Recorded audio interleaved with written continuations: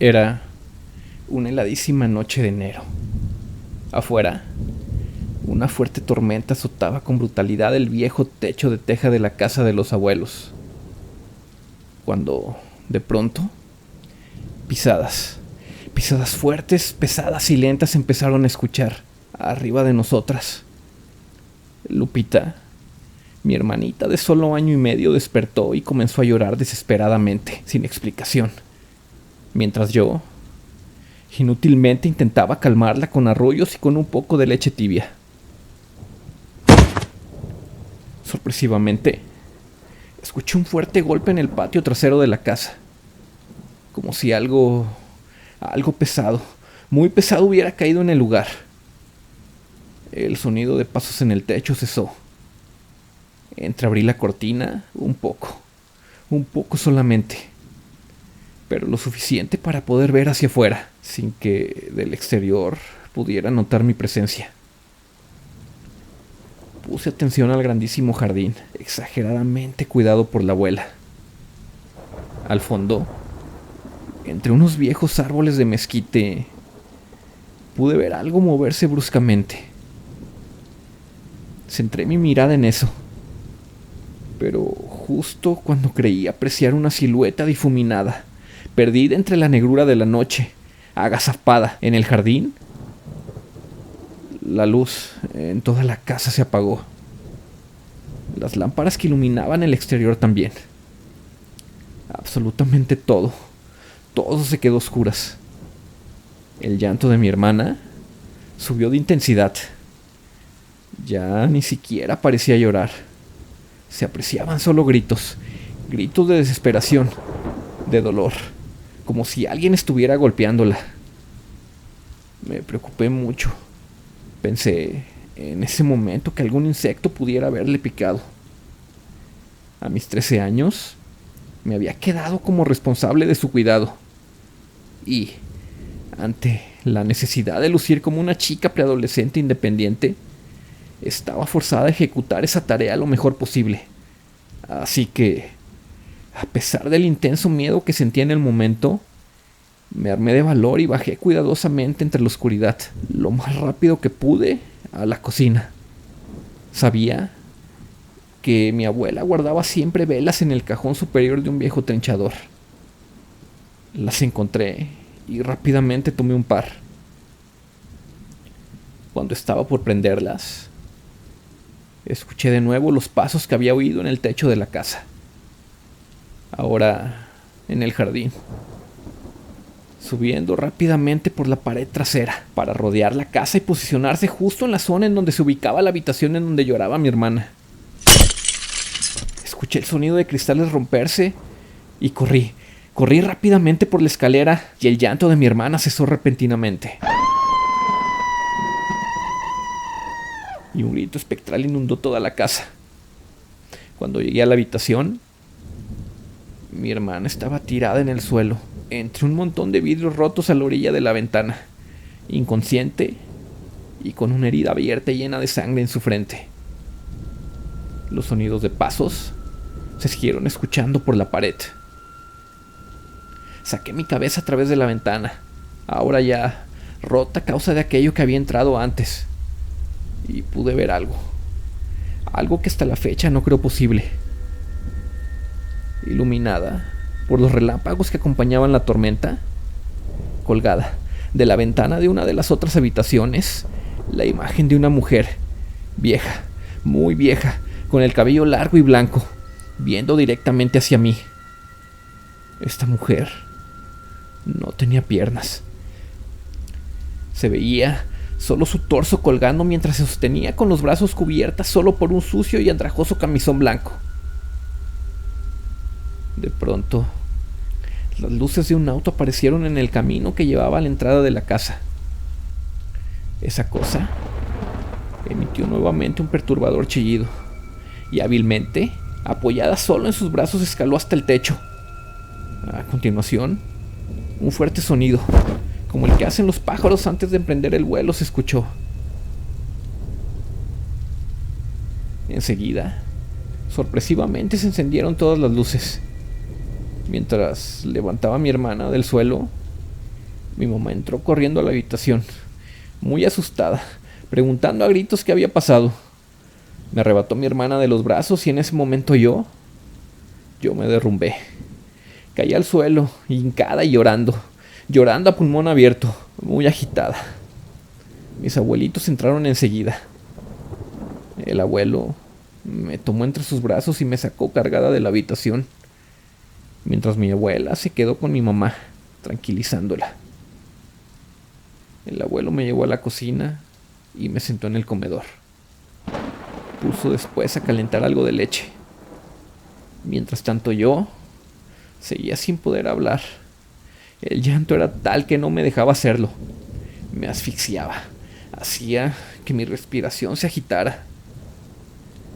El abuelo me abrazó y con una de sus fuertes y ásperas manos, curtidas por el trabajo del campo, comenzó a acariciar delicadamente, como nunca lo había hecho, mi cabeza. No me preguntaba nada, como si ya supiera que había sido aquello que había entrado a la casa. Solo me pedía con voz serena que me calmara. Me decía que ya todo estaba bien, que no había nada que temer. Yo no podía sacar de mi cabeza la espectral imagen que había presenciado solo minutos antes. Cerraba los ojos y podía verla, viéndome, con un par de ojos amarillos, penetrantes y llenos de furia.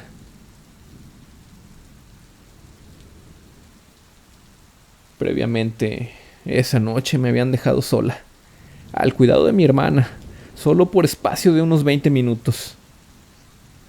Habían alertado al abuelo de que una de las ventanas de su negocio, un pequeño mini súper, sobre el camino que llevaba al rancho en donde vivían, había sido impactada por escombro. Escombro que había salido volando debido a los fuertes vientos que habían llegado junto a la tormenta. Mi mamá llevó a los abuelos en su auto, solo para cerciorarse de que todo estuviera bien. Nosotras estábamos de visita solamente en el rancho de los abuelos. Estaban por terminar nuestras vacaciones y mi mamá quiso aprovechar ese fin de semana para pasarlo en compañía de su familia. Siempre les visitábamos. Aún así, no estábamos tan familiarizadas con las historias que se contaban en el pueblo. Historias que le revelarían esa misma noche a mi madre. El abuelo preparó un poco de chocolate caliente y después de darme a beber una taza, me recosté en el sofá de la sala mientras él trataba de reconfortarme con una tierna canción de cuna, como si fuera yo una bebé todavía. Supongo que él me veía así, y en aquel momento, después de haber presenciado aquello, yo me sentía como tal, como una pequeña niña indefensa. Unos minutos después, bajó mi mamá cargando a mi hermana, ya limpia y dormida entre sus brazos. La abuela bajó después de ella, y las dos se sentaron en la sala. Pensaron, creo yo, que estaba dormida, porque comenzaron a hablar en voz baja.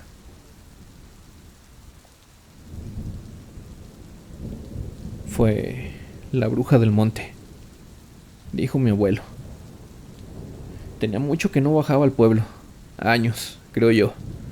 Pensaba que ya no existía. Para estos años, ya no debería estar viva. Ay, apá. Esas son solo historias.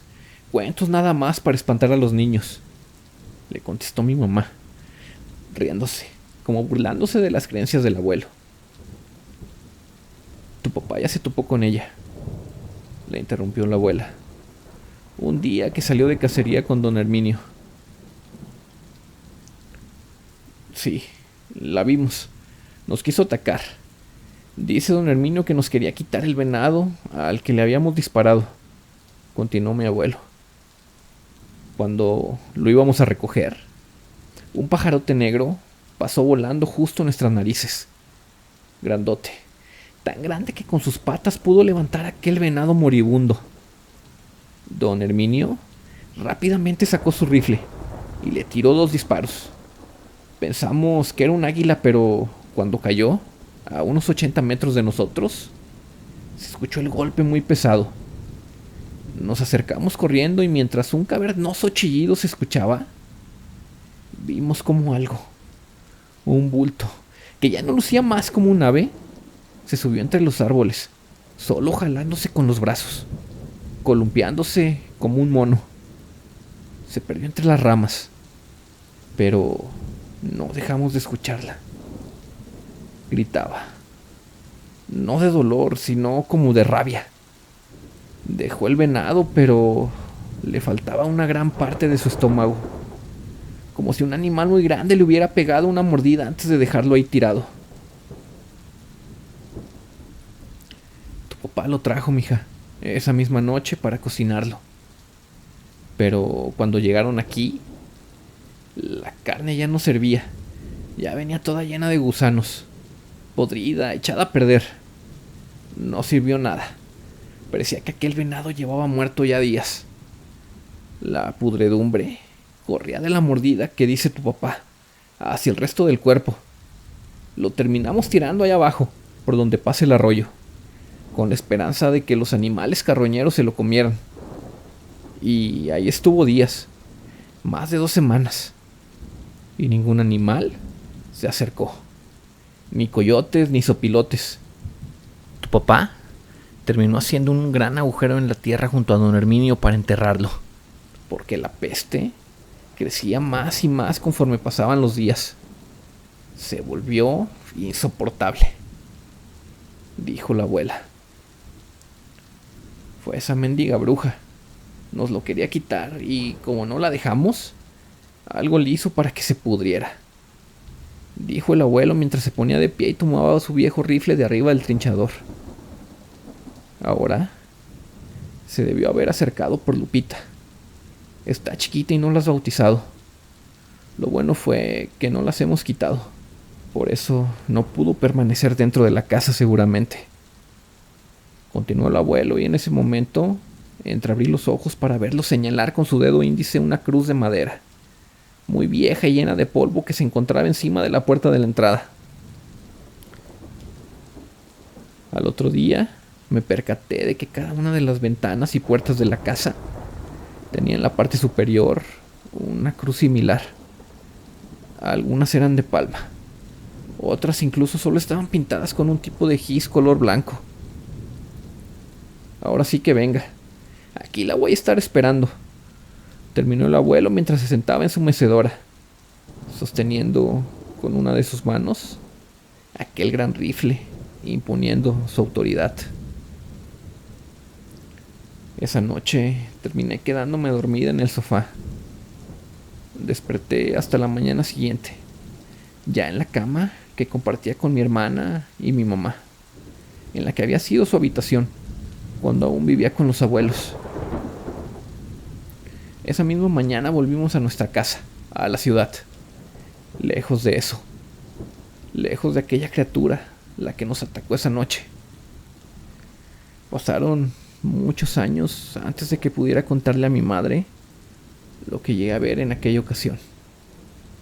Ella siempre se mostró escéptica a estos temas, y creo que tal vez por eso temía que pensara que yo estaba loca o algo así. Ella siempre creyó que lo que había entrado aquella horrible noche por la ventana había sido un animal que, ante el ruido que provoqué al subir las escaleras, había salido corriendo. Terminé contándole mi experiencia porque en una visita al rancho de los abuelos, muchos años después, nos topamos con aquella tenebrosa mujer de frente, a las orillas del pueblo.